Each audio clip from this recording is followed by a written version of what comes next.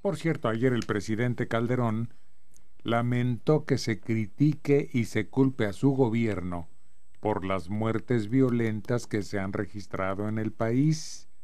Sostuvo que los únicos culpables de cada una de las muertes son los delincuentes.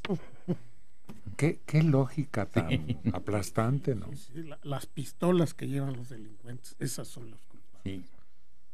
Y reprochó que en México se critique el actuar del ejército mexicano como lo fue en Mier, Tamaulipas, y que se aplauda lo que hace la milicia brasileña para combatir el narco en las favelas de Río de Janeiro,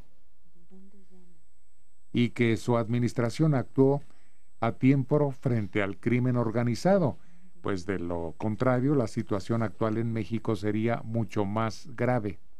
Anda por ahí una encuesta en donde se le pregunta a la gente, ¿estaría mejor México si el elegido hubiera sido Andrés Manuel? El 53% contesta que sí. Sí, sí es verdad. Es bien fácil decir que sí, ya después de que probaste esto. Si fuera al revés, le dije, estaríamos mejor si hubiera ganado el PAN.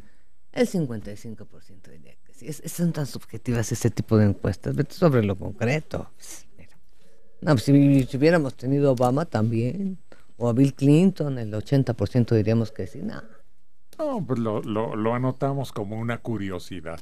Consuelo de todo. Pero por supuesto, si mi abuela tuviera ruedas... No, hombre, sería bicicleta o cuatrimoto. Pues pensaba yo si ya se probó fortuna con el Partido Revolucionario Institucional desde 1929, luego a 10 años que tenemos de PAN, me pregunto si no valdría la pena jugárnosla con otro partido que en el que pudiera encabezarlo López Obrador. Pero no estarán cortados todos por la misma tijera. Sí. Eso sí. Bueno, lo Pero que pasa es que le ahí falta sí la habría una diferencia fundamental en el manejo de las grandes finanzas del país.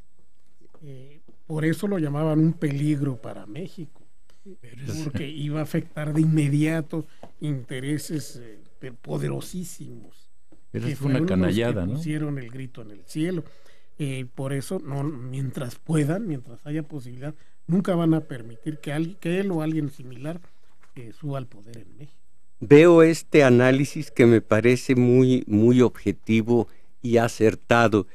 Cuando el problema, cuando la recesión del 29-30, cuando sube el segundo Roosevelt al poder, en su discurso de iniciación dijo, citando a Thoreau, un escritor del siglo XIX, no hay que tenerle miedo más que al miedo. Aquí, de una manera muy inteligente para ellos, se recurrió al miedo. Y el miedo fue esa frase fundamental, un peligro para México. Uh-huh. Se recurrió al miedo, al contrario de lo que decía Roosevelt, y que sacó al país de ese horror de la recesión. Solo miedo al miedo. Aquí no, aquí se quedó en el miedo y el miedo triunfó. No se hizo una campaña de haré esto, voy a hacer esto otro, sino este es malo, este es peor. Ojalá que ahora, por cuanto a otro partido político, no tienen lo suficiente. De las 32 entidades, 19 están gobernadas por el PRI. El PRI tiene la mesa puesta, desdichadamente, para quienes no nos cae bien, desdichadamente está directito a Los Pinos. Llega Moreira y dice, parodiando, burlándose de Fox, hay que sacar a patadas a los tepocatas, a las víboras prietas de Los Pinos. Bueno, yo quería preguntar si el compromiso que adquiere un señor que gana una elección como diputado o senador tiene la obligación de cumplir los 6 años por lo que ganó la elección, o hace lo que el señor Moreira, que abandona el campo para buscar una posición mejor. No, y además para dejar a su hermano con el camino libre. Sí. Que ya se lanzó, ya Rubén Moreira ya se lanzó y ya tiene el respaldo de los demás gobernadores, la CONAGO famoso. Es que es un ridículo en este país que nadie cumpla el periodo para el que fue asignado en busca de más poder. Y se burla de los electores. Los electores dicen, bueno, nosotros no votamos por Jorge Torres, que está ahorita el sustituto. En Coahuila, no votamos por él, votamos por este otro. ¿Dónde está?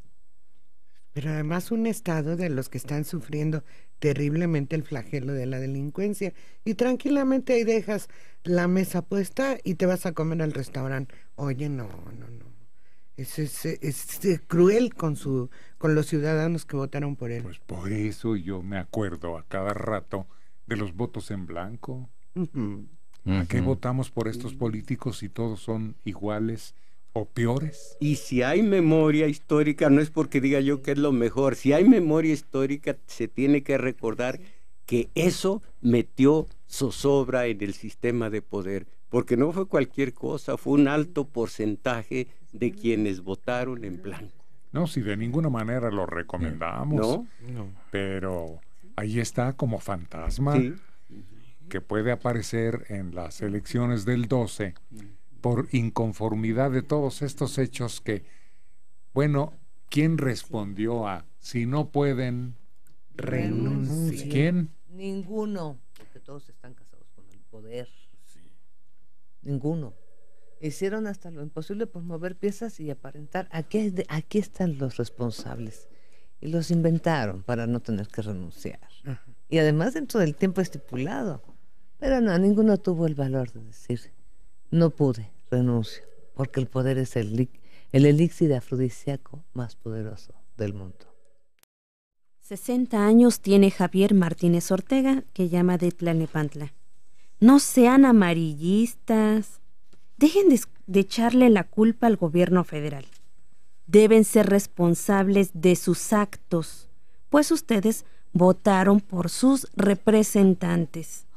Además, si ustedes son tan buenos y se creen capaces de cambiar el curso del país, ¿por qué no se postulan para presidentes? Ay, no sea ridículo. No conoce los reglamentos. Pues no.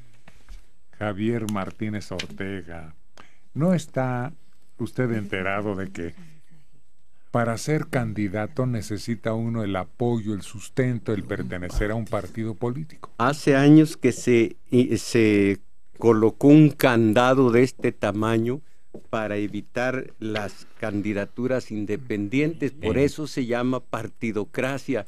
Todo pasa a través de estos partidos, sobre todo de los tres grandes. Ahora, ¿a quién le echas la culpa en un país cualquiera que sea y en la época que tú quieras, sino al gobierno federal? Y no es que es la culpa, es la responsabilidad. Ellos la asumen, ellos se comprometen a hacer cumplir estas leyes y ellos son los que no, y dicen, y si no lo hiciere, que la nación me lo reclame.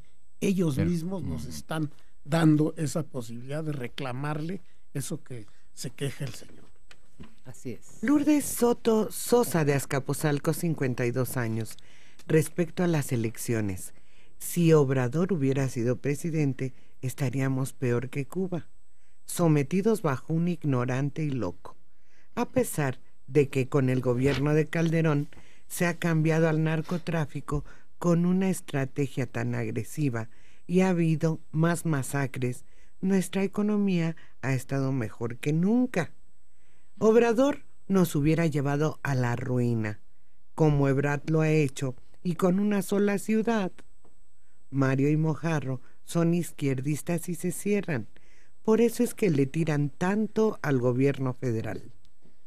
Estoy viendo lo que creció el país por decenios. En el decenio que comprende la mitad del gobierno de López Mateos, el gobierno de Díaz Ordaz, 42 punto algo subió en ese decenio el país. Hoy 6.1 en el decenio que va del 2000 al 2010. Es No. lo que subía en un año, lo que crecía Sí. en un año Sí. el país hasta 1982. ¿Con el PRI? Sí, por supuesto que con el PRI, pero no con el PRI de Salinas, sino con el PRI previo, que no es el PRI de Salinas, como ese PRI no era el PRI de Cárdenas. No Era empieza el la mejor debacle momento. económica y en todos aspectos en 1971. Pues no, No, porque no. todavía hay crecimiento en 1982 del 6%. Pero con Echeverría Pues, se en cambiaron efecto, todas las- comete una serie de tonterías al extremar el gasto en proyectos improductivos, pero aún no se adoptan las medidas que nos han hundido cerca ya de 30 años en el estancamiento. Pero yo pienso que el hundimiento fue a partir de los préstamos gordos Sí. que solicitó este país.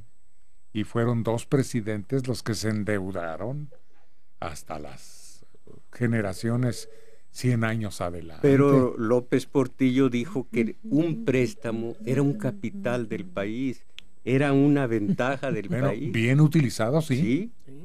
Ahora, estos datos, a menos que diga alguien son falsos, con sus 42 punto algo y hoy 6 punto algo por decenios. Acuérdense cómo terminó un México con López Portillo y comenzó otro con Miguel de la Madrid teniendo detrás a Salinas, el cual tenía detrás a Córdoba Montoya.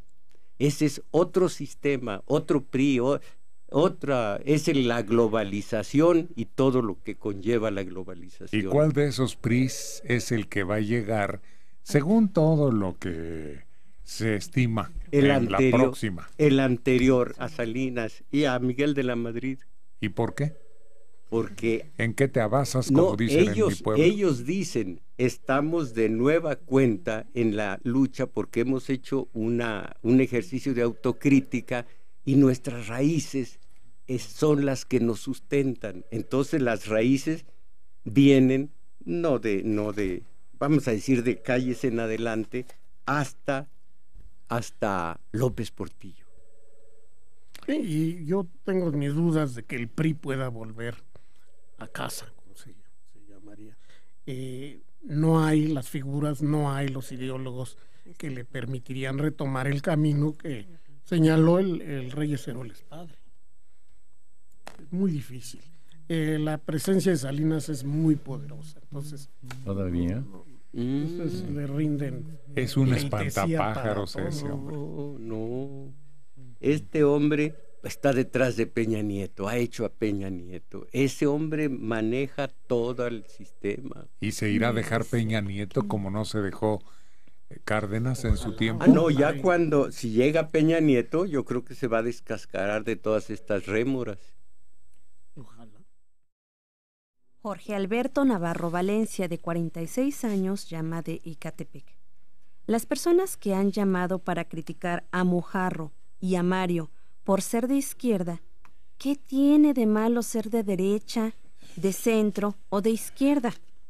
La gente de derecha así piensa, como los que critican a Mojarro y a Mario, y exponen argumentos baratos, como la persona que dijo que si López Obrador fuera presidente, estaríamos peor que Cuba. Esa persona no tiene ni la menor idea de lo que es el comunismo. Eso es evidente. Otro señor dijo que es mejor la economía con Calderón. Yo creo que solo a él le beneficia su bolsillo. Se ha de dedicar a vender droga porque es lo único que prolifera en el país. ¿Cuántos temas tocó usted Ay, en una sí. sola llamada? Hombre, chuza.